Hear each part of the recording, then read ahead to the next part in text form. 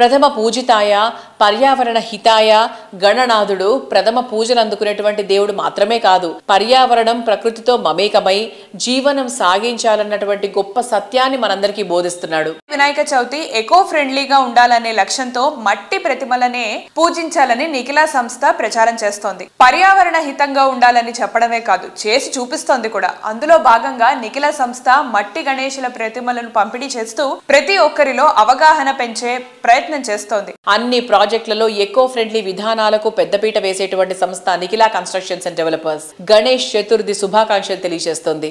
Sujan media వీక్షకులందరికీ NCD team తరపున మరియు ఎన్సిడి ఫ్యామిలీ తరపున వినాయక చవితి శుభాకాంక్షలు.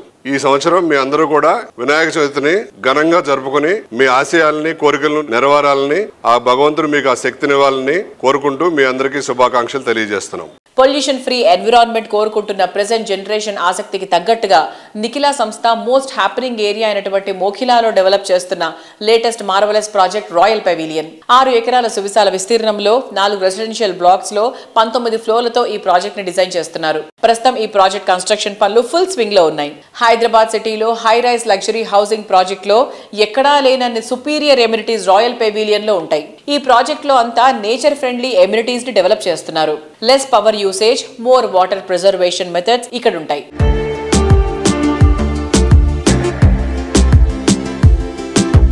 ప్రస్తుతం ఉభయ రాష్ట్రాల్లో కురుస్తున్నటువంటి భారీ వర్షాల వలన కొన్ని ఏరియాల్లో వాటర్ లాగింగ్ అవటం జరిగింది. ఈ సందర్భంలో మోకిలాలో వాటర్ లాగ్ అయిందని చెప్పి చాలా సోషల్ మీడియాలో క్యాన్వాస్ చేయడం జరుగుతుంది. కానీ అది వాస్తవం కాదు. మోకిలాలో దగ్గరగా 30 రెసిడెన్షియల్ కమ్యూనిటీస్ ఉన్నప్పటికీ ఓన్లీ 1-2 కమ్యూనిటీలు, విల్లా కమ్యూనిటీల్లో మాత్రమే ఈ వాటర్ లాగింగ్ అనేది జరుగుతుంది. ఈ వాటర్ లాగింగ్ ఈ 2 కమ్యూనిటీల్లో గత 3 సంవత్సరాల నుంచి కూడా మనం చూస్తున్నాం. చిన్న వర్షం, ఏమాత్రం వర్షం కురిసినా వాటర్ లాగ్ అవుతుంది. ఎందువల్లంటే ప్రాపర్ డ్రైనేజ్ సిస్టమ్ లేకపోవడం వల్ల, కన్స్ట్రక్షన్ చేసేటప్పుడు తగిన జాగ్రత్తలు తీసుకోకపోవడం వల్ల, అవి 2 లో లయింగ్ ఏరియాలో ఉండటం వల్ల ఈ వాటర్ లాగింగ్ అనేది జరుగుతుంది. ఆ 2 కమ్యూనిటీలు తప్ప మిగిలిన 28-29 కమ్యూనిటీల్లో ఎక్కడ కూడా ఒక డ్రాప్ వాటర్ కూడా నిలవటం జరగలేదు. అందరూ కూడా సేఫ్ గా ఉన్నారు, హాయిగా ఉన్నారు. అలాగే మోకిలాలో వాటర్ లాగ్ అయ్యే అవకాశాలు చాలా తక్కువ ఉన్నాయి. ఎందుకంటే స్లాంట్ గా ఉంటది. మోకిలా పడిన వర్షం పడినట్టు వెళ్ళి ఫ్లో అయిపోయి మూసీలో కలుస్తుంది. మూసీ నుంచి గండిపేట పాండ్కి వెళ్ళిపోతుంది అది. కాబట్టి ఎలాంటి వాటర్ లాగింగ్ కూడా అవ్వదు. ప్రతి బిల్డర్ కూడా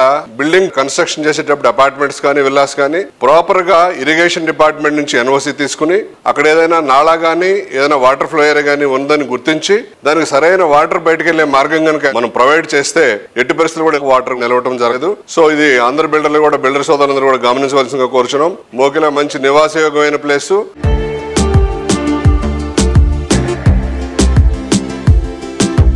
అలాగే ఈ సందర్భంగా ఎన్సిడి ప్రతి కన్స్ట్రక్షన్ లో కూడా, ప్రతి బిల్డింగ్ కట్టేటప్పుడు కూడా ఇరిగేషన్ ఎన్ఓసి తీసుకుని ఇరిగేషన్ నామ్స్ ఫాలో అవుతూ, హెచ్ఎండిఏ నామ్స్ ఫాలో అవుతూ కన్స్ట్రక్షన్ చేయడం జరుగుతుంది.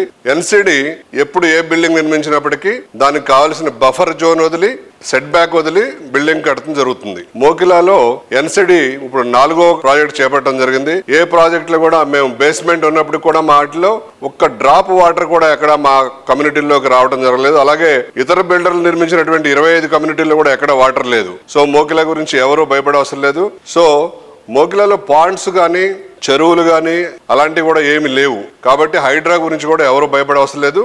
ముఖ్యంగా ఎన్సిడి ప్రతిసారి కూడా అన్ని రకాల అనుమతులు తీసుకుని బిల్డింగ్స్ నిర్మిస్తుంది. ఎలాంటి డీవియేషన్స్ చేయదు.